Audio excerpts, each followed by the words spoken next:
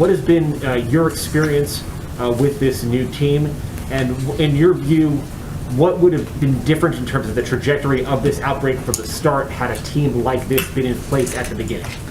Well, I can tell you my impression of what's going on right now. The team, I don't know if I can extrapolate other things, but one of the things that was very clear as recently as about 15 minutes ago when I was with the president is that one of the things that we're going to do is to be completely transparent, open, and honest.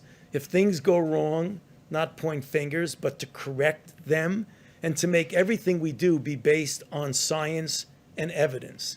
I mean, that was literally a conversation I had 15 minutes ago with the president. And he has said that multiple times. That you, looking back on your comments over the last 10 or 12 months, would like to now, with that sort of license, to amend or clarify? No, I mean, I always said everything on the base. That's why I got in trouble sometimes. Right. Yes. You mentioned pharmacies. The new CDC director said today that the goal of getting vaccinations into pharmacies by the end of next month isn't realistic, as had been previously suggested.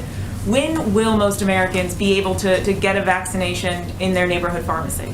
Well, I didn't hear that comment. Are you talking about Dr. Walensky's comment? I didn't hear that comment, so I don't really want to comment on the comment. But what she may be saying is that for many people in this country who don't have access to a pharmacy, they may not be able to utilize getting things in the pharmacy. I'm not sure. I want to be careful because I'm not sure that's what she said.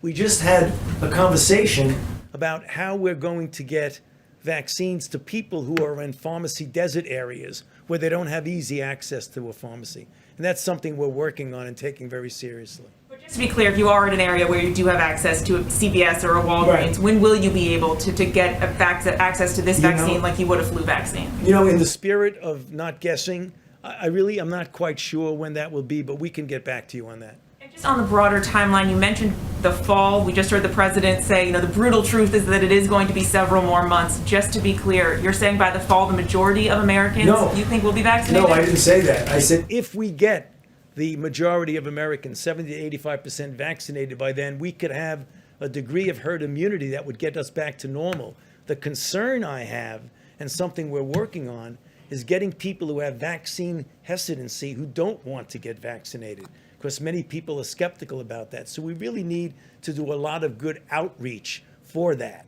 I mean, I don't know what the best case scenario for me is that we'd get 85% of the people vaccinated by the end of the summer.